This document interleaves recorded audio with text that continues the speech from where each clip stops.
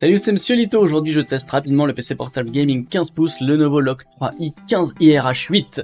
Celui-ci. La gamme Lock représente l'entrée de gamme gaming Lenovo en dessous de la gamme Légion, qui elle-même est en dessous de la gamme Légion Pro. Est-ce que ce Lock 3i tient la route? Restez jusqu'à la fin de cette vidéo pour le savoir. 95% d'entre vous regardent plusieurs vidéos de ma chaîne et ne sont pas encore abonnés. Mets un pouce bleu, abonne-toi, active la cloche de notif s'il te plaît. S'il vous plaît. La config est basée sur un CPU Intel i5 13420H et un GPU Nvidia RTX 4050 mobile alimenté à 95 watts. On a pu constater dans mes précédents tests de PC équipés en GPU Nvidia de génération 40 que le TGP max en jeu ne dépasse jamais 90 watts avec cette génération. Donc le TGP faible de 95 watts ne devrait pas brider les performances en jeu. On vérifiera ça tout à l'heure. Par ailleurs, voici le reste de la fiche technique. N'hésitez pas à mettre la vidéo en pause si je parle trop vite et que vous n'arrivez pas à lire en entier. Dans la boîte, vous trouverez le PC, son chargeur, simple, efficace, aucun accessoire. En termes de matériaux, le châssis est entièrement en plastique, mais Lenovo prend soin d'en choisir un correct. Il ne garde pas beaucoup les traces de doigts, contrairement à la majorité des châssis des marques concurrentes. En termes de design général, il ressemble à un Lenovo Legion 5i de 2022. Je ne suis pas fan de l'embonpoint situé derrière l'écran, est présent sur toutes les gammes de PC gaming Lenovo depuis des années. Néanmoins, le châssis semble bien solide, l'écran peut être ouvert à une seule main sans que le PC ne bascule vers l'arrière, les charnières ont l'air de bonne qualité, ni trop faibles, ni trop serrées. L'angle d'ouverture max de l'écran est largement suffisant pour l'utiliser dans plusieurs situations courantes. Personnellement, j'aime bien la couleur gris métal foncé du PC, discret et sobre. Avec la petite touche de couleur bleue derrière, c'est sympa. À l'intérieur du châssis, on peut remarquer que c'est un petit peu moins bien fini que sur les gammes Légion ou Légion Pro. Globalement, le système de refroidissement est assez bien dimensionné. Il y a deux barrettes de 8Go de RAM DDR5, un SSD de 512Go qui n'est pas au format 2280 mais un peu plus petit, et une batterie de 60 Wh. Par contre, il y a pas mal de vide et il n'y a pas de second port SSD M2, c'est un peu dommage. En termes de connectique, je vous remets la fiche du constructeur.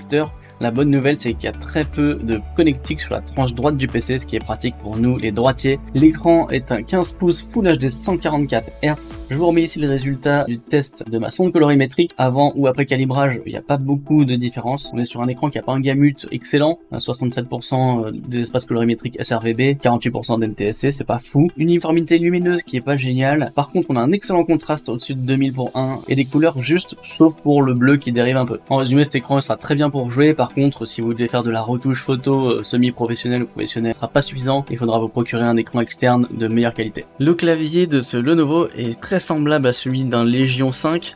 Alors moi je l'aime bien, la course des touches est assez chouette pour jouer. Il y a un pavé numérique à droite. Le rétroéclairage est blanc et on peut le commander en RGB en option et il peut être réglé à deux niveaux d'intensité. Le poids du PC, on est à 2,46 kg environ, ce qui est plutôt léger dans cette gamme. Le chargeur est particulièrement léger avec 545 grammes, donc ça c'est une bonne nouvelle quand on est en déplacement. Et au total on est du coup vers les 3 kg, franchement hyper raisonnable. Windows n'est pas préinstallé sur ce PC, donc comme d'habitude je vous renvoie à ma vidéo de tutoriel d'installation de Windows 11 qui est sur ma chaîne. Après avoir installé Windows 11, les pilotes graphiques Nvidia et fait toutes les mises à jour Windows Update, j'ai installé l'application Lenovo Vantage qui est nécessaire pour pouvoir gérer quelques paramètres de performance du PC. Dans l'application Lenovo Vantage, j'active le mode performance et j'active aussi l'overclocking GPU. On peut le mettre à fond, il n'y a pas de souci.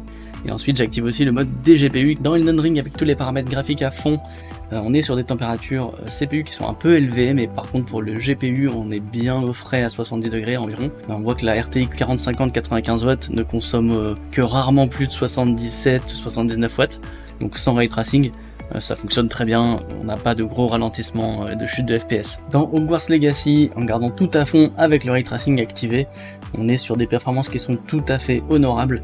Voilà, on commence à plus de 100 FPS, évidemment le nombre de FPS va chuter un petit peu. On voit que le processeur est un peu en train de cramer, il atteint plus de 90 degrés à certains moments. Mais il arrive à se maintenir, les ventilateurs se mettent à souffler assez fort à 47 décibels, ce qui est assez gênant si on n'a pas d'écouteurs, mais au moins ça pour mérite de bien refroidir.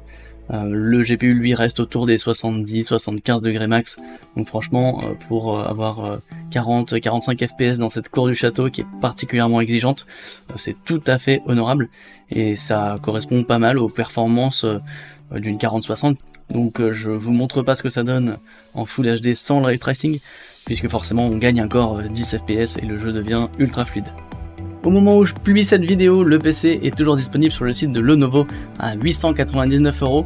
Alors franchement, il se positionne plutôt bien par rapport aux autres PC que j'ai testés sur la chaîne et il est complètement suffisant pour jouer aux jeux AAA actuels. Évidemment, même avec l'overclocking, il risque d'être un peu limité à l'avenir si vous voulez jouer à d'autres AAA dans les 2 ou 3 ans qui viennent, mais honnêtement, il faudra simplement baisser un petit peu les paramètres graphiques des AAA auxquels vous voulez jouer. Je pense que vous pourrez continuer à jouer dans des très bonnes conditions. Les 3 points principaux que j'ai appréciés sur ce PC, c'est ses performances générales pour ce tarif, le rapport qualité-prix est plutôt bon. J'aime beaucoup le clavier. Troisième chose, c'est qu'on peut recharger le PC avec un chargeur 140 watts en USB-C, ce qui est pratique si on perd le chargeur ou qu'on est en déplacement. Les 3 points que j'ai moins aimés, c'est le design général, même si j'aime bien la couleur du PC, c'est vrai que ce petit embonpoint derrière, je trouve ça assez disgracieux, toujours sur les PC Lenovo Gaming. Deuxième point, c'est que lors de l'installation de Windows, carte réseau Wi-Fi n'est pas reconnue et le touchpad non plus, donc il faut forcément connecter une souris et aller télécharger les drivers soit en Ethernet sur le PC, soit les télécharger depuis une autre machine. Je trouve qu'il chauffe un petit peu plus que la moyenne pour une config qui consomme de base assez peu de watts, mais globalement, mon avis est plutôt positif, donc je lui mets 4 sur 5. J'ai remis à jour la matrice avec les autres PC que j'ai déjà testé sur la chaîne,